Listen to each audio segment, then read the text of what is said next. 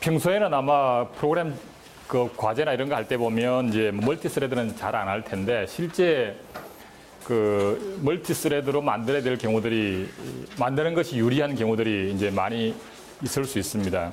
실제 그 자바 랭귀지도 보면 스레드 개념이 있습니다. 그걸 써왔는지 모르겠는데 질문 중에 보니까 뭐 그러면 프로세서당 스레드가 몇 개가 좋은가요? 기준이 없죠, 뭐. 그때 달라요. 뭐 이런 거죠. 어쨌든 이제 스레드가 많아지면 이제 그들 간에 이렇게 뭐 스케줄링이나 문맥 교환을 하는 과정에서 이제 약간의 오버헤드가 있을 수밖에 없죠. 우리가 어떤 책을 읽을 때도 보면 한 권을 쫙 연속으로 읽을 때보다는 이 책 저 책 막 바꿔가면서 읽으면 책을 다시 옛날 책을 다시 끄집어 오면 옛날에 어디까지 읽었지 하는 것을 다시 연상을 하는 그 기억을 되살리는데 약간 시간이 걸리잖아요, 그죠? 뭐 그런 식의 오버헤드가 있을 수가 있습니다. 그래서 스레드를 많이 만드는 것이 좋은 건 아니겠죠. 그렇지만 그 프로그램을 작성하다 보면 이제 스레드를 이렇게 독립적으로 만들면은 굉장히 편리할 때가 사실은 많이 있습니다.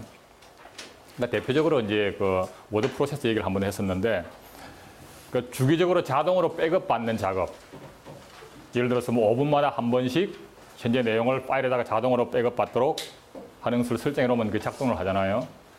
그런 것을 이제 전체 프로그램 속에다가 이제 워드 프로세서라고 하면 뭐 키보드 입력을 받고 그것을 화면에다 절제하게 보여주고 뭐 이런 작업들을 하는 겁니다. 그리고 뭐 저기 저장 누르면 그 현재 내용을 디스크에 저장을 하고 뭐 이런 것들이 될 텐데 그 프로그램 속에다가 5분이 됐는지를 검사를 하고 그 다음에 5분이 지났으면 세이브를 하고 이런 것들을 어딘가 넣으려고 하면 이게 그 간단치가 않아요. 그러니까 정확하게 5분을 맞추려고 하면. 근데 이걸 스레드로 분리하게 되면 그 자동으로 저장하는 것은 그냥 5분 쉬었다가 저장하고 5분 쉬었다가 저장하고 이렇게 그냥 따로 완전히 독립적으로 만들면 돼요. 그런 식으로 프로그램 작성이 굉장히 간편해지는 면도 있고요. 그 다음에 스레드를 대표적으로 많이 쓰는 것이 이제 웹 서버입니다. 웹 서버 같은 경우는 보면 그 기본적으로 하는 기능이 그러니까 그 소켓 커넥션을 해가지고 웹 브라우저로부터 뭔가 URL 하나를 받고 그다음에 그거에 해당하는 파일을 찾아가지고 보내주면 되거든요. 웹 서버 하는 일은. 근데 그것이 사용자가 10명이든 100명이든 10,000명이든 각 사용자가 하는 일이 똑같습니다. 그러면 프로세스 하나를 만들어 놓고 각 사용자마다 똑같은 일을 하는 스레드를 잔뜩 만들어 놓는 거죠. 그 진행하는 그 프로그램 함수는 똑같은데 파라미터만 다를 뿐인 거죠. 어떤 파일을 보내줄 거냐만 다를 뿐인 거죠. 어떤 소켓을 연결하고 있고 어떤 파일을 보내줄 건지만 구별하면 되는 거죠. 뭐 이런 경우에도 보면 이제 스레드를 잔뜩 만들어서 씁니다. 그래서 뭐 어떤 때 어떤 스레드를 쓰느냐 좋은 것은 그건 경험에서 나오는 수밖에 없어요. 경험적으로 해봤더니 아 이게 더 유리하겠더라라는 판단은 이제 나오는 것이지 뭐 어떤 규칙이 있는 건 아닌 겁니다. 자 그래서 어떤 프로그램을 작성을 할 때에 기본적으로 메인에서 시작을 한다. 그게 뭐 C 랭귀지든 C++든 자바든 다 마찬가지입니다. 왜냐하면 이제 C라고 하는 C 언어라고 하는 기본 철학에서부터 이제 파생돼 나온 랭귀지들이다 보니까 이제 메인이라고 하는 이름을 갖고 이제 시작을 하도록 되어 있고요. 거기서 그냥 실행을 하면 스레드가 하나밖에 없는 거죠. 근데 이제 여러 개의 스레드가 필요하면 그 프로그램 속에서 이제 필요한 만큼 스레드를 생성하라고 요청을 해야 됩니다. 그래서 이제 피코커널에서 프로그램을 작성할 때는 이런 식으로 작성한다라고 이제 지난 시간에 소개를 했고요. 여기서는 따로 특별하게 이제 유저 메인이라고 이름을 조금 바꿔놨습니다. 그건 나중에 얘기할 기회가 있을 것이고요. 여기서 이제 사용하고 있는 시스템 콜들이 보면 스레드를 생성하는 스레드 크리에이터, 스레드 자신의 아이디를 알아내는 스레드 셀프, 그 다음에 다른 스레드한테 실행을 양보하는 스레드 일드, 뭐 이런 것들이 이제 여기서 보이죠. 그리고 이제 어쨌든 리눅스나 윈도우즈에서 직접 그대로 쓸 수 있는 것이 이제 포식스 표준인데 이 포식스라고 하는 것은 그러니까 우리가 C 랭귀지나 자바는 좀 다른 거고 C 랭귀지라든지 C++ 랭귀지 같은 것들을 우리가 이제 그 쓰게 되면 그게 그냥 그 표준 랭귀지니까 어떤 운영 체제에서든지 실행이 된다. 아닙니다. 왜? 운영 체제의 기능을 호출하는 부분이 다르면 안 된다는 얘기죠. 그래서 운영체제 기능을 호출하지 않는 부분에는 다 통하는데 운영체제의 기능을 호출하는 시스템 콜을 사용하는 함수가 있으면 안 된다는 거죠. 그 기능은 OS마다 다른 것이고 그래서 리눅스에서는 작동하는 시스템 콜 함수가 윈도우즈에서는 제공이 안 됩니다. 그래서 OS마다 사실은 차이가 있는 부분들이 바로 이 시스템 콜 함수들 때문에 차이가 나는 겁니다. 그러면 리눅스에서 만든 프로그램을 윈도우즈에서 컴파일하니까 실행이 안 돼. 뭐 호출하는 함수가 없다고 이제 에러가 나오는 거죠. 그러면 이거를 좀 표준화를 하자. 그래서 OS에 상관없이 공통으로 제공하고 해야 되는 시스템 콜 함수를 정의를 하자라고 만든 것이 포식스 표준입니다. 그래서 저기 P가 이제 포터블이라고 하는 것이 들고 다닌다는 뜻이죠. 갖고 다닐 수 있는 포터블 오퍼레이팅 시스템 인터페이스 약자가 되겠습니다. X는 그냥 붙였어요. 유닉스를 할 때 X 붙이듯이 그냥 리눅스에서 X 붙이듯이 의미 없는 X가 막 붙어요, 요즘은. 그래서 이제 포식스가 된 건데, 그러니까 이 표준을 이제 리눅스나 윈도우즈나 이제 그 표준 함수들을 제공을 합니다. 거기서 쓰고 있는 것을 보면 표준이 이제 포식스 표준에서 정의하고 있는 것이라고 해서 이제 Pthread라고 합니다. Pthread. 그 Pthread creator, 그다음에 Pthread self 거의 유사하게 돼 있고 피코 커널을 일부러 이 포식스 표준에다가 가능한 한 맞췄습니다. 똑같이. 근데 실제 이제 굳이 그럼 피코 커널을 왜 만들었냐? 포식스에서 이렇게 함수가 있으니까 그냥 쓰면 되지 이러면 더 이상 할 얘기가 없는데 도대체 이런 함수들이 스레드를 생성을 하고 스레드 셀프를 하고 뭐 이런 것들 도대체 스레드 일들을 하고 도대체 어떻게 OS에서 만들 거냐를 고민하면 이거 가지고 안 되는 거죠. 그래서 각각의 함수들이 실제 만들어지는 방법에 대한 얘기를 이제 소스 코드 상에서 보여주기 위해서 피코 커널을 만든 겁니다. 그래서 피코 커널이라고 하는 것은 프로그램을 어떻게 개발하기 위한 툴이 아니라 OS라고 하는 것이 이렇게 만들어지면 되는구나 하는 예제를 보여주는 겁니다. 샘플로. 그 읽어보면 이제 원리를 이해할 수가 있다는 거죠. 실제 뭐 리눅스도 C 랭귀지로 되어 있는 소스가 다 공개되어 있죠. 읽어보면 돼요. 근데 쉽지 않습니다. 분량도 어마어마하고 어디서부터 읽어야 될지 도저히 감이 안 옵니다. 관련된 책도 뭐 엄청나게 두껍고요.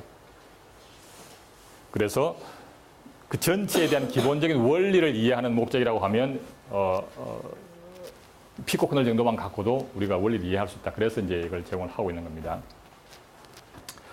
마찬가지로 자바 언어에서도 이제 스레드 얘기가 똑같이 있죠. 그 자바에서도 보면 이제 자바에서도 보면 어느 클래스인가는 반드시 메인이라고 하는 메소드가 반드시 하나 있죠. 그래서 그것으로부터 시작을 합니다. 그래서 아까 그 프로그램을 그대로 이제 자바로 옮기게 되면 뭐 이런 식으로 표현할 수 있게 되겠고, 어쨌든 메인이 있는 이 클래스에 해당하는 이것이 처음 이제 시작하게 되면 여기서는 이제 그 스레드를 생성할 때에 앞에 피코 커널이나 포식스는 스레드를 생성할 때에 아예 실행해야 될 함수를 바로 지정을 하는 형식이었는데 여기서 이제 두 단계로 나눠놨어요. 아마 자바 언어를 조금 깊이 있게 공부한 사람은 봤을 텐데, 그래서 일단은 body A에 해당하는 지금 이제 body A에 해당하는 것이 클래스가 있는 거죠. 이 클래스에 해당하는 것을 하나 만들어 가지고 그걸 파라미터로 해서 스레드를 하나 new를 해서 만듭니다. 새로운 스레드 하나 만들고 이렇게 해서 각각 스레드를 만들 수가 있고, 그래서 스레드를 만들면 그냥 실행하는 것이 아니라 그 스레드에 대해서 스타트 함수를 한번 호출해 주면 이제 실행을 하는 식으로 이렇게 이제 되어 있어요. 그리고 그 해당하는 이제 스레드에 해당하는 부분은 뭐 무슨 런어버를 임플리멘트 한 건데 뭐 이런 이제 랭귀지에 대한 자세한 얘기는 여기서 더 이상은 깊이 있게 할 필요는 없을 것 같고요. 어쨌든 그 속에는 런이라고 하는 함수가 있고 이렇게 그 화일 루프가 아까처럼 똑같이 있고요.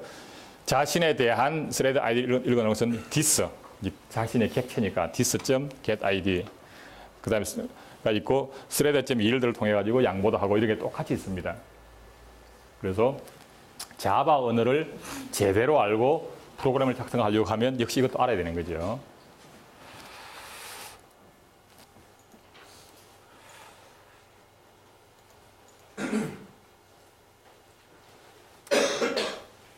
요 얘기는 이제 그 지난 시간 한 얘기 겹치니까 이제 넘어가고요. 자, 그래서 이제 여러분들이 이제 과제를 하나 해야 됩니다. 우선은 이제 멀티 스레드 프로그램을 한번 만들어 보는 것이 목적이 있고, 거기에다가 이제 그 과정에서 거기에 딸려 있는 이제 프로그램들을 직접 한번 좀 들여다보라 하는 건데, 이제 이거를 해볼 수 있는 환경이 이제 리눅스에서 그냥 하면 제일 좋습니다. 리눅스에서 그냥 그대로 받아가지고 테스트 해보면 제일 좋은데, 리눅스를 하든 아니면 윈도우즈를 써야 된다고 하면 윈도우즈에 요 시거윈이라고 하는 그 패키지가 있습니다. 이걸 설치하시면 됩니다. 무료입니다, 무료. 그래서 이 사이트 시거윈.com에 가서 거기 해당하는 그 파일을 받아와 가지고 설치를 하면 됩니다. 대부분 이제 바이너리로 되어 있기 때문에 설치만 하면 그냥 실행이 됩니다. 이게 뭐냐면 그러니까 유닉스라든지 리눅스와 유사한 스타일의 환경을 윈도우즈에서 이렇게 만들어줍니다. 그래서 왜 윈도우즈에서 이제 그 실행창 하나 띄웠을 때 나오는 그런 것과 유사한 그런 창이 하나 떠요. 쉘 창이 뜹니다. 그리고 거기서 우리가 필요한 유닉스에서 쓰던 모든 커맨드들이 다 작동을 합니다. 유닉스를 또는 리눅스를 익숙하게 쓰던 사람 같으면 거기서 여러 가지 편집기라든지 여러 가지 명령어들이 있는데 그게 다 작동을 해요. 그래서 어쨌든 기본적으로 이제 그 리눅스 환경에 맞춰 놓은 건데, 이제 윈도우즈에 쓰고 싶으면 이제 시거윈을 쓰면 되겠고, 이 시거윈은 이 목적 아니라도 한번 설치해서 쓰면 좋습니다. 이제 왜 그냥 윈도우즈에다가 리눅스를 이제 멀티부팅을 하는 것도 좋고요. 그렇지 않다고 하면 그냥 그 윈도우즈에다가 시거윈 하나 설치해서 쓰는 것도 괜찮습니다. 그래서 설치할 때 조금 여러 가지 복잡하게 선택해야 될 옵션들이 좀 여러 가지가 많이 있는데, 그냥 설치를 하면 그 기본적인 그런 명령들만 들어오는데, 그게 이제 우리가 컴파일러를 써야 되기 때문에 GCC 컴파일러나 또는 이제 메이커 유틸리티를 사용을 해야 됩니다. 그래서 이걸 위해서는 그냥 설치하지 말고 거기 속에서 이제 디벨롭먼트, 이제 개발 환경에 해당하는 곳을 좀 선택을 해주면 그게 추가로 이제 설치가 됩니다. 기본적으로는 빠져있다는 얘기죠. 그래서 실제 보면 그 해당하는 것들이 굉장히 많습니다. 양이 방대한데, 이제 그 중에 꼭 필요한 것만 자동으로 설치가 되고, 나머지는 추가로 이렇게 이제 그 항목을 선택을 해줘야지 설치가 됩니다. 그래서 요 GCC하고 메이커는 꼭 포함을 시켜주면 되겠고요.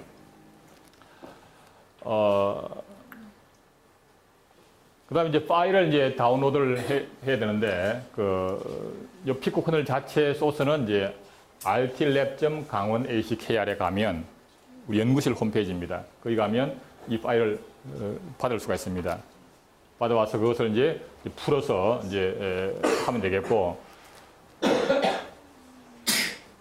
여기에 지금 현재 올라가 있는 것이 아마 그 타르 포맷으로 되어 있더라고요. 아마 리눅스나 유닉스를 쓴 사람들은 잘 알 텐데, 이 많은 개수의 파일들을 하나로 묶어놓은 것이 이제 그 타르 포맷이라고 하는 것이 있어요. 테이프 아카이빙이라고 그러는데, 아카이브라고 하는 것이 이렇게 여러 개를 한 보따리를 묶어놓는 것을 아카이브라고 그러거든요. 예전에는 그것을 이제 마그네틱 테이프에다가 저장하기 위한 용도로 하던 것이 이제 테이프 아카이빙에서 TAR, 타르 포맷이라고 그러는데, 그게 원래 이제 유닉스에 쓰던 표준 포맷입니다. 지금은 이제 이런 윈도우즈 레드에서 보면 zip 포맷을 많이 쓰죠, 그죠? 그래서 이게 아마 그냥 파일로 타르로 되어 있을 것 같긴 한데, 어쨌든 필요하면 zip 포맷도 별도로 게시판에 올려주겠습니다. 어쨌든 그렇게 해서 풀면 이런 식의 이제 그 파일들이 나옵니다. 그래서 지금 이제 피코 3.2가 있고, 그 속에 커널 디렉토리가 있고, 커널 폴더가 있고, 그 다음에 메이크 파일, 그 다음에 그 샘플 프로그램들, .c 파일들이 있습니다. 그래서 이제 책에 있는 이그젠플 프로그램들이 여기에 해당하는 프로그램들이 들어있는 겁니다. 커널 밑에 가면 이제 그 피코 커널에 대한 소스 코드가 들어있게 되겠는데, 거기에 커널.c, 커널2.c, 그 다음에 context.s라고 하는 파일이 있는데, 이 context.s가 어셈블리언으로 되어 있습니다. 그리고 이제 커널.c하고 커널2.c를 둘로 나눠 놓은 이유는 이제 기본 기능만 쓰려고 하면 커널.c만 있으면 되고, 이제 추가적인 부가 기능들이 좀 더 쓰려고 하면 이것이 이제 같이 커널2.c가 같이 포함되게 되겠고요. 요 메이크 파일이라는 것이 뭐냐면, 아마 써본 사람이 혹시 있을지 모르겠는데, 이제 이렇게 우리가 처리해야 될, 그러니까 대상되는 파일들을 굉장히 많은 것들을 이렇게 잘 묶어가지고 최종적으로 하나를 만들어내는 과정에서 어떠한 파일들이 이렇게 서로 연결되어 있는지를 이제 정의하는 파일입니다. 예를 들어, 그 리눅스를 설치를 하면 이건 메이커는 필수입니다. 리눅스 자체를 이제 컴파일을 설치를 하려고 하면. 거기에 딸려오는 파일이 한두 개가 아니죠. 여러 수백 개입니다. 그거가 어느 파일이 어떻게 연결되는지 알 수도 없고, 예를 들어서 어느 한 파일을 예를 들어 수정을 했어. 그러면 다시 컴파일을 해야 되는데 어디서부터 컴파일이 될지를 다 기억할 수가 없지요. 그래서 어느 하나가 수정이 되면 어떻게 컴파일을 해서 뭘 하나를 만들고 이것이 또 만들어지면 또 어떠한 작업을 추가를 하고 하는 그런 룰들을 메이크 파일에다가 텍스트 파일로 표현할 수 있도록 되어 있어요. 그렇게 하고 그냥 메이크를 하나 실행하면 메이크하고 엔터 치면 여기에 지정되어 있는 룰에 따라 가지고 이것저것 막 그 이제 수정된 파일들 찾아가지고 컴파일 다시 해주고 이런 작업들을 해줘요. 그래서 사실 메이크 파일도 잘 쓸 수 있어야 됩니다, 여러분들은. 어쨌든 그래서 이건 그냥 고칠 필요가 없고 현재대로 쓰면 되겠고, 그 다음에 이제 이런 것들을 여러분들이 이제 대신에 여러분들 것을 이제 만드는 겁니다. 그래서 일단 현재 되어 있는 것을 그대로 일단 메이크를 한번 하게 되면 또는 그냥 메이크 all 하게 되면 전부 다가 컴파일이 되고, 그 다음에 이 각각에 대한 이런 것들에 대한 실행 파일이 피거 3-6.ex 이런 파일들이 만들어집니다. 그러면 그걸 실행하려고 하면 점 슬래시하고 지금 해당하는 실행 파일 이름을 치고 엔터를 하면 실행이 됩니다. 이게 조금 전에 본 그 프로그램입니다.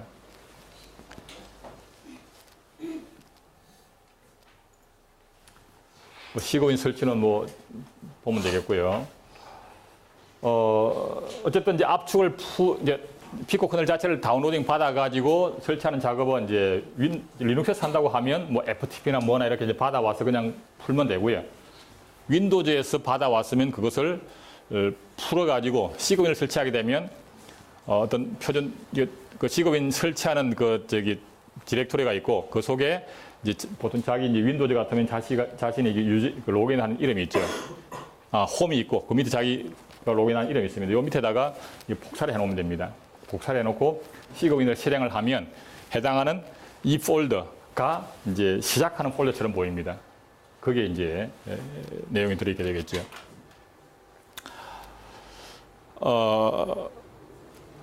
그렇게 하고 이제 컴파일을 하게 되면 이제 사실은 무엇들가 생기냐면 아까 메이크를 하거나 이렇게 해서 컴파일을 하게 되면 kernel.c라고 하는 것이 컴파일이 돼가지고 kernel.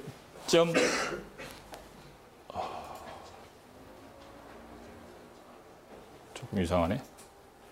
kernel.c가 컴파일되면 kernel.o가 하나 만들어지게 됩니다. 그러면 이 O 파일하고 그 다음에 여러분들이 만든 이 파일을 컴파일한 fig 3-16.5라고 하는 파일 하나하고 요 어셈블리언으로 되어 있는 context.s가 또 역시 어셈블링을 통해서 context.o가 나오고 그 세 개의 파일이 하나로 링크가 돼서 실제 이제 실행 파일이 만들어지는 겁니다. 그거를 이제 실행을 하면 되겠죠. 그리고 여기 보면 이제 그 두 가지가 따로 추가로 되어 있는데 이것이 뭐냐면 이제 시그윈 환경하고 리눅스 환경하고 같은 이제 GCC 컴파일러이긴 한데 약간의 차이가 있어요. 뭐가 있냐면 그 C건에서 쓰고 있는 그 함수 이름이나 전역 변수들에 대해서 그것을 이제 컴파일을 해서 어셈블리언으로 바꾸게 되면 그 이름을 그 레이블을 어떻게 붙이냐면 하나는 언더바를 붙이는 룰을 따라가고 다른 하나는 언더바를 앞에다 안 붙이는 룰을 적용을 해요. 단지 그 차이밖에 없습니다. 그래서 시그윈하고 리눅스하고 이 파일 두 개 차이는 앞에 레이블 상에 언더바가 있냐 없냐 그 차이만 다른 겁니다. 컨텍스트 스위치 함수가 있으면 앞에다가 언더바를 붙이냐 마냐. 그래서 시그윈을 쓴다고 하면 이 파일을 이 이름으로 복사해서 쓰면 되고요. 리눅스를 쓴다고 하면 이 파일을 이 이름으로 복사해서 쓰면 되는 겁니다. 어쨌든 이 파일을 쓸 거기 때문에 그 두 가지를 미리 준비해 놓은 거죠. 자, 그래서 여러분들이 과제할 때는 이제 이거 대신에 뭔가를 하나 이제 그 C언어로 만들어 가지고 그걸 컴파일러 실행을 하면 되겠고요. 이제 그렇게 만들었다고 치면 이제 예를 들어서 그 myprog.c라고 하는 파일에다가 이제 여러분들이 프로그램을 작성했다. 치게 되면 그것하고 그 다음에 아까 본 것처럼 kernel.o하고 context.o하고 요거를 GCC로 묶어가지고 그러니까 myprogo.c는 C 언어니까 C 언어로 컴파일 할 거고요. kernel.o와 context.o는 이미 앞에 make를 하면서 만들어져 있고요. 그래서 이것이 하나로 묶어서 myprogo라는 이름으로 만들어달라 이런 얘기죠. myprogo로. 그렇게 해서 myprogo를 실행하면 실행이 되는 겁니다.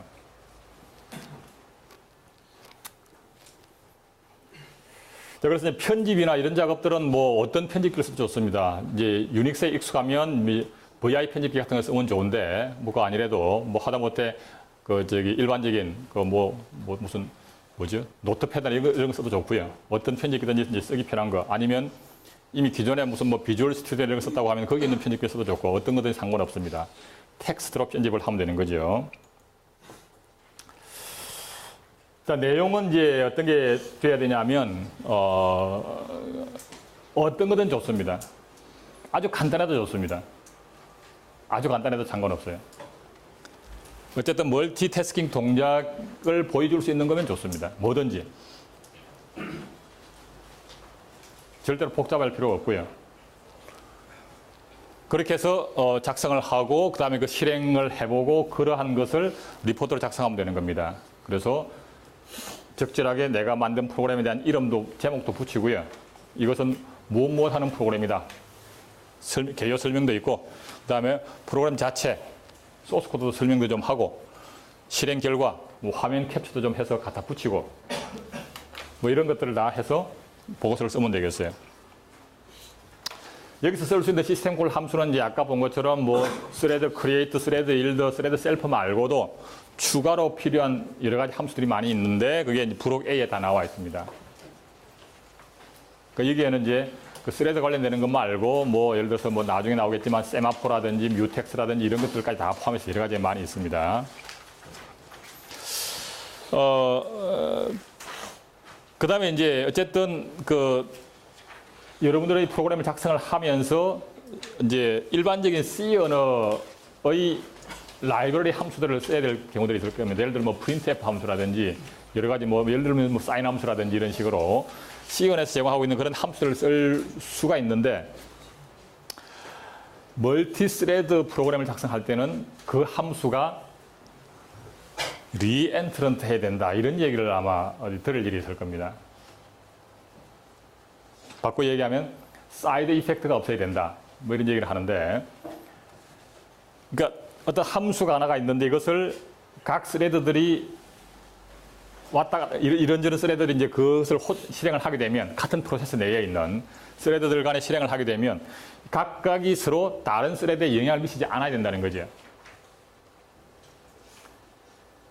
영향을 미치는 대표적인 경우가 뭐냐 하면 그 함수 속에서 전역 변수를 쓸 때 그 함수 속에서 전역 변수를 사용을 하게 되면 어떤 스레드가 이 함수를 호출해서 실행을 하는 와중에 전역 변수 값이 바뀝니다. 그럼 다른 또 스레드가 이 함수를 호출하게 되면 바뀐 전역 변수 값이 영향을 미치는 거죠. 이게 리엔트런트 하지 않다는 얘기입니다. 사이드 이펙트가 있다는 얘기죠.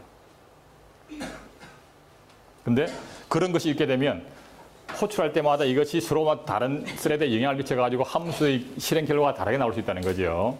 그래서 리엔트런트라고 표시되어 있는 함수만 써야 된다. 그래서 그 표준 C 라이브러리 함수를 최근 메뉴를 잘 찾아보면 이것은 리엔트런트 하다 안 하다라고 명시가 되어 있습니다. 그래서 리엔트런트 하지 않은 함수는 혹시 괜찮을지도 모릅니다. 근데 예상치 않게 다른 이상한 동작을 하는 수가 있어요. 자, 그래서 지금은 이제 아마 그 C 표준 함수들이 대체로 리엔트런트하게 많이 이제 변형이 되어 있어요. 지금은 갈수록에. 그렇지만 리엔트런트 하지 않은 함수들도 있습니다. 어쨌든 뭐 웬만한 것들은 그냥 리엔트런트 하다 보면 됩니다. 자, 이 정도로만 이제 하고요. 그 스레드마다 이제 스택을 이제 별도로 주게 되는데 이 스택이라고 하는 것은 앞에도 얘기했지만 각 스레드마다 독립적으로 가지고 있고 거기에는 이제 지역 변수들을 위한 영역을 사용합니다. 전역 변수는 모든 스레드가 공유를 하기 때문에 스레드마다 따로 독립성이 없어요. 그죠? 근데 대신에 지역 변수들은 함수를 실행할 때 함수 내에 선언되어 있는 그 변수들. 이게 지역 변수지요. 이 지역 변수들은 스택 영역에 할당이 되게 되겠고 스택은 스레드마다 따로 갖고 있습니다. 따라서 각각이 자기의 지역 변수를 따로 갖고 있는 거죠. 그래서 독립적인데 이게 이제 스택은 어쨌든 각 스레드마다 이렇게 적절한 위치에 이제 배치가 되게 되겠는데 이것이 이제 스택이라고 하는 것은 함수를 호출하게 되면 거기에 점점점 위에다 쌓여 올라오거든요. 그리고 함수에서 리턴하게 되면 다시 또 내려가고. 근데 이것이 점점 쌓이다 보면 다른 스레드의 스택 영역까지 침범을 하는 수가 있어요. 그러면 소스 코드를 아무리 봐도 정상적인데 이상한 동작을 하는 거죠. 왜냐하면 다른 스레드의 스택 영역이 새로운 값으로 막 바뀌어버리는 겁니다. 그러면 그 스레드는 이상한 값이 스택에 막 들어있기 때문에 오동작을 하는 거죠. 그래서 멀티 스레드 프로그램을 작성할 때 보면 이 스택 오버플로우에 의해 가지고 오동작을 하는 경우에 디버깅이 상당히 어렵습니다. 어쨌든 그래서 이제 스택이라고 하는 것을 이제 각 그 스레드마다 따로따로 주기 때문에 이것이 서로 이제 나중에 오버플로우가 안 생기게 충분히 크게 주는 게 좋습니다. 지금은 아마 그냥 그 디폴트로 한 2KB 정도를 아마 내가 지정을 했지 싶은데 커널.c 혹시라도 이제 스택을 많이 써야 되는 프로그램이라고 하면 커널.c라고 하는 소스 코드를 직접 고치면 됩니다. 거기에 스택 사이즈라고 하는 매크로가 있는데 그 값을 좀 더 크게 잡아주면 됩니다. 근데 이제 이 스택이라고 하는 것이 이제 거기에 지역 변수를 잡게 되는데 예를 들어서 지역 변수에다가 이제 배열을 하나 쓰고 싶다. 예를 들어서 뭐 사이즈가 그 항목의 개수가 한 뭐 10,000개짜리 배열 하나 잡으면 간단하게 10KB 돼버리는 거죠, 그죠? 그래서 지역 변수에는 큰 사이즈의 그런 변수를 안 잡는 게 아주 좋습니다. 가능하면. 어쩔 수 없는 경우에 써야 될지는 모르겠지만. 그래서 그 스택 오버플로우 때문에 그러는 겁니다. 그래서 지역 변수에는 이게 큰 사이즈의 배열을 잡거나 이런 것은 안 하는 게 좋다. 어떤 식의 프로그램을 작성할 때라도. 뭐 그런 얘기고요. 자, 그래서 이제 피코 커널에서는 이렇게 사이즈를 조정할 수가 있는 부분이 있고, 이건 그냥 모든 스레드에 그냥 동일한 사이즈를 지정하도록 되어 있고, 포식스 표준에서는 그러면 사용자가 스레드 크기를 내 프로그램은 어쩔 수 없이 스택에다가 좀 뭘 많이 해야 돼. 예를 들면 리커시브 콜을 해서 재개 함수처럼 되어 있어가지고 이게 얼마나 쌓일지 다 미리 알 수가 없고 뭐 그런 거라고 하면 스택이 좀 컸으면 좋겠다.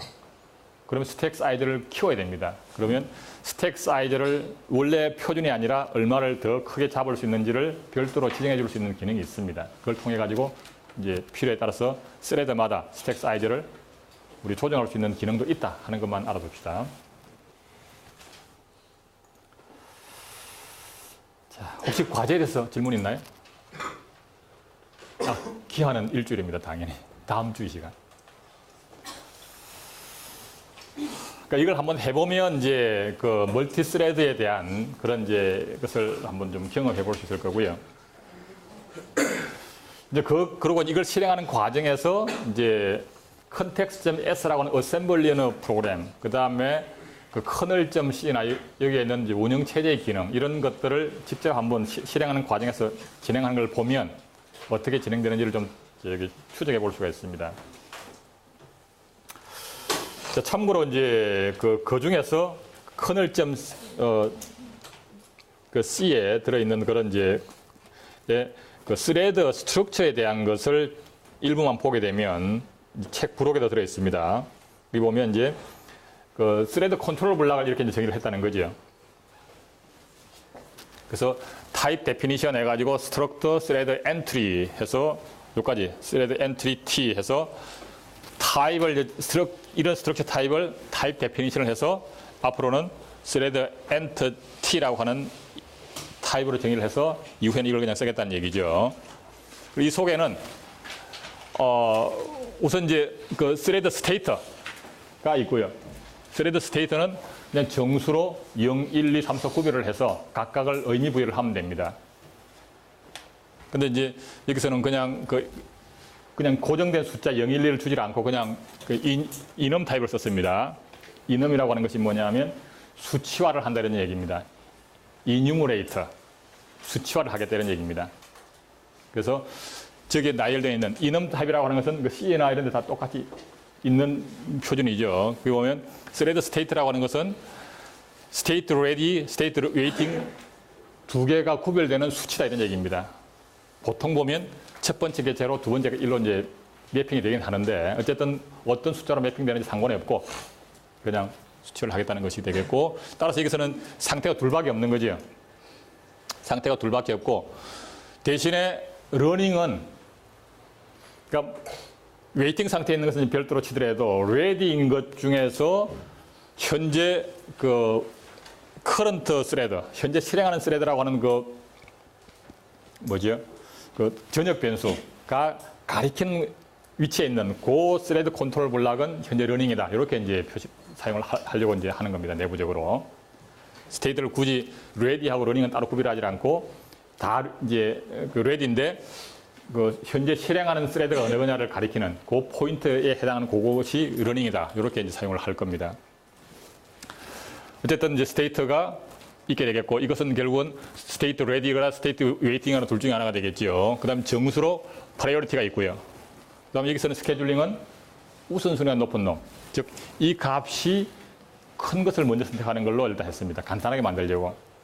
실제 유닉스나 이런 데서는 조금 더 복잡합니다. 나중에 이 다음 챕터에 나오겠지만 어쨌든 정수로 주게 되겠고 이 정수 값은 스레드를 생성할 때에 스레드 크리에이트 할 때에 제일 첫 번째 파라메타 그 값이 여기에 이제 저장이 됩니다. 그래서 그 값을 크게 주면 우선적으로 실행하는 것이고 이런 얘기죠. 그 다음에 이제 그 스레드를 시작을 하는데 그 시작 함수를 주고 그 함수에 아까 우리가 바디 A, 바디 B를 본 것처럼 그 함수에 파라메타가 있습니다. 그래서 처음 스타트를 할 때에 그 파라메타 값을 어떤 우리가 원하는 값을 패스할 수가 있어요. 그러니까 그거를 지정을 하게 되면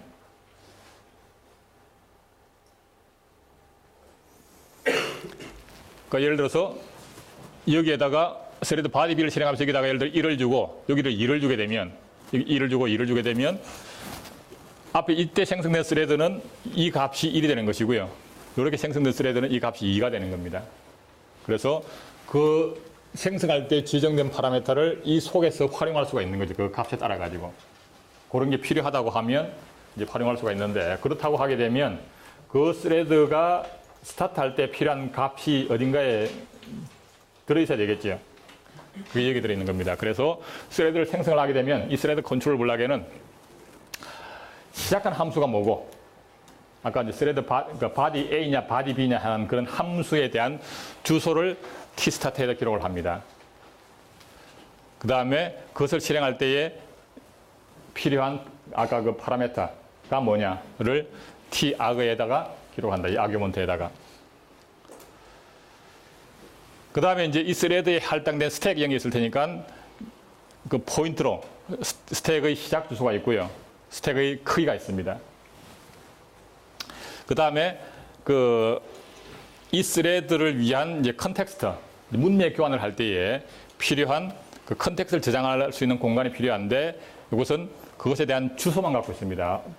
이 스레드의 스택 영역에 이제 기록이 될 겁니다. 그리고 여기는 그냥 주소만 갖고 있어요. 그래서 이 주소를 따라가면 필요한 컨텍스트 저장할 수 있는 공간이 있고 거기에 저장하거나 복구하게 될 겁니다. 이 나머지 if def 부분은 만약에 이제 커널2 기능까지 다 쓰겠다고 하면 거기에는 뭐 나중에 나오겠지만 시그널 기능이라든지 뭐 이런 것들을 추가로 써야 된다고 쓰려고 하면 이제 뭐 커널2를 넣으면 되겠고 그 다음에 지금은 이제 스레드만 있는데 프로세스와 프로세서 간의 기능이 필요하다고 하면 프로세서가 매크로 프로세서라는 것이 정의되었다고 하면 이제 프로세스에 관련되는 것들 즉 이 스레드가 소속되어 있는 프로세서는 뭐냐 그 다음에 이 스레드의 시블링 나의 형제 자매는 누구가 있냐 이것들을 찾아갈 수 있는 필드가 아마 더 필요할 겁니다. 그리고 이런 것들 간에 이제 리스트를 관리하기 위해서 tNext라고 하는 포인트가 있어가지고 이렇게 링크드 리스트로 이제 유지를 할 수 있게 되겠고요. 그 다음에 이제 이 표현을 사실은 좀 생소한 표현일 텐데 C 랭귀지에 대해서 좀 전문가라고 하면 이거 표현을 알아야 됩니다. 이 표현을 잘 보면 앞에 스타가 붙었으니까 뭔가 포인트죠. 포인트인데 보통은 이 뒤에 부분 뒤에 부분이 없으면 그냥 정수 포인트죠, 그죠? 이 괄호라고 하는 것은 그 안에 걸 먼저 생각하라는 건데 이 괄호가 없어도 좋고 있어도 좋고 그러면 그냥 정수의 포인트입니다. 근데 그 포인트 뒤에 이렇게 괄호가 하나 붙으면 함수의 포인트입니다. 어떤 함수의 주소가 들어가요. 그래서 내가 실행해야 될 함수가 있는데 여기에 등록되어 있는 함수를 호출해서 실행할 수가 있다 이런 얘기입니다. 지금까지는 그냥 프로그램에서는 함수 이름을 직접 호출하는 것이 다였는데 함수를 파라미터로 이제 패스를 한 거죠. 아까 실제 스레드를 생성할 때 보면 특정 함수에 대한 뭐 바디 A, 바디 B를 스레드 생성할 때 파라미터로 주었잖아요. 함수의 주소가 파라미터가 되는 겁니다. 그리고 그 주소를 여기다가 기록해 놓는 거죠. T-start라고 하는 이 필드에다가. 그래서 포인트인데 괄호가 하나 붙어 있으면 괄호 자체가 이제 어떤 함수를 의미하는 걸로 되어 있어가지고 포인트인데 괄호가 붙은 거니까 이건 함수의 주소를 나타내는 것이로구나. 그리고 그러면 괄호 속에는 아무것도 없으면 파라미터가 없는 함수인 것이고 지금은 정수 한 개를 받는 함수다 이런 얘기입니다. 그리고 제나피어 인트저는 이 함수에 대한 리턴 밸류가 정수다 이런 얘기죠. 이런 표현들은 좀 알아두는 게 좋습니다.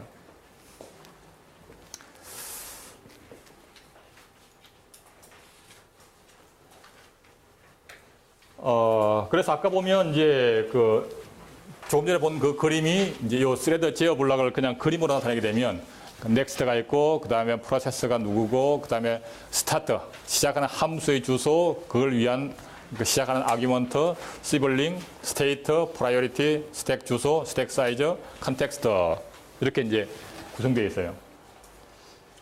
그럼 실제 이제 이 스레드 컨트롤 블락을 사용하는 그 스레드의 스택 영역에는 요만큼 스택이 있다고 하게 되면 요 T스택이라고 하는 것은 그 스택의 시작 주소라고 하는 것은 그중 가장 주소가 낮은 쪽이죠, 알겠죠?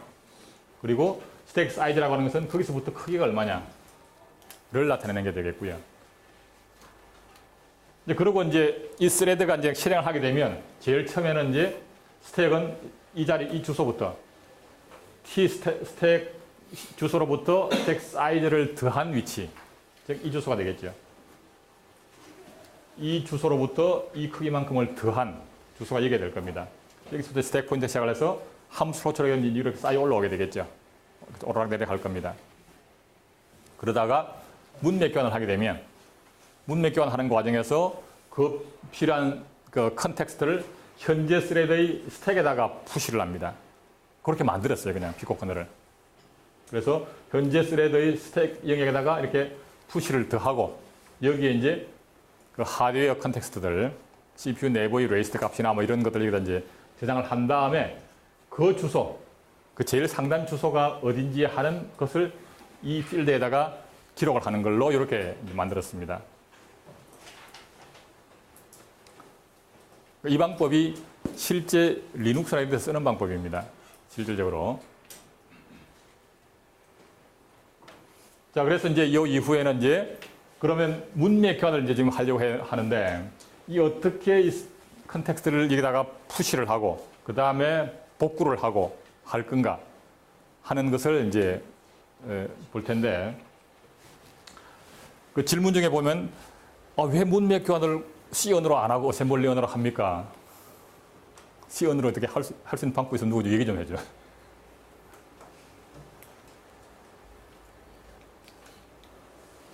물론 C 언어로 뭐 예를 들어서 한다고 하면 함수가 제공이 되겠죠. 그럼 그 함수는 어떻게 만들 거냐 이런 얘기지. 그냥 그 함수가 있으면 저절로 되는 게 아니라 그 함수를 어떻게든 최종적으로는 그 CPU가 실행하는 기계 코드로 표현해 줘야 되는 겁니다. 그건 누가 만들어야 되는 거죠. 그래서 그 함수를 어떻게 만들 거냐를 지금 얘기하는 겁니다.